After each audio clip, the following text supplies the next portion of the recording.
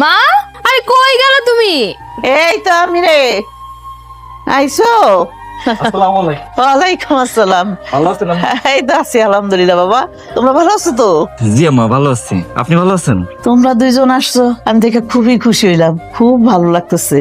আর বললো না মা, তোমাদের জামাই হঠাৎ করে আমার কইতেছে যে সে নাকি তার শ্বশুর বাড়িতে বেড়াইতে যাবে, এই জন্য নিয়ে আসলাম। জি আম্মা। খুব ভালো কাজ করছো, তোরা দুইজনে আসছো তো আমি খুব খুশি হয়েছি রে মা। ঘরে চল, জামাই আসো ঘরে চলো। না আম্মা, ঘরে যাব না, আমি এসছি আপনার মেয়েরে সারা জীবনের জন্য আপনার কাছে রেখে যাইতে।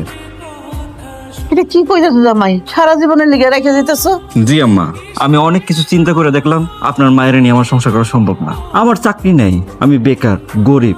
আমি চাইছিলাম আমার যতটুকু সম্ভব আপনার মেয়ের খুশি রাখতে, সুখে রাখতে, কিন্তু আমি পারি নাই মা, আমি পারি নাই।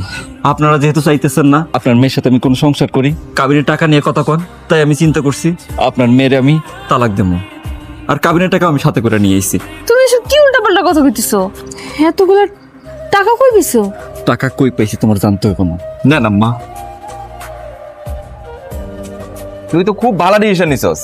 আমি আর খালামুনি তো এই দিনটার জন্য অপেক্ষা করতেছিলাম। খুব ভালো হয়েছে। এখন তুই যা, আমি বুবলিরে বিয়া করুম।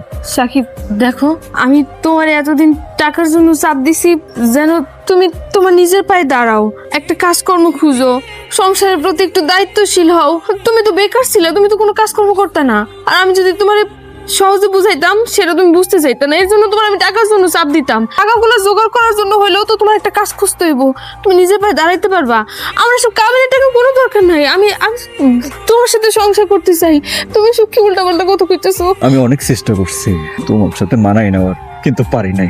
আমার বাপও হয়েছিল, আমার বাপরে তোমার মা অপমান করে তাড়াই দিচ্ছে। তারপর এই সম্পর্কের কোনো মানে আছে কও?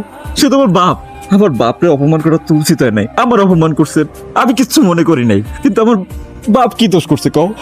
তুমি একটু বোঝার চেষ্টা করো। আমি আমি এরকমটা কোনোদিনও চাই নাই। আমি চাইছিলাম যে আমি সারা জীবন তোমার সাথে সুখে শান্তিতে সংসার করব। আমার মা যেন কোনোদিনও তোমার কোনো কথা না কইতে পারে, এর জন্য আমি তোমার সাথে খারাপ ব্যবহার করছি, আমার মারে খুশি করার জন্য।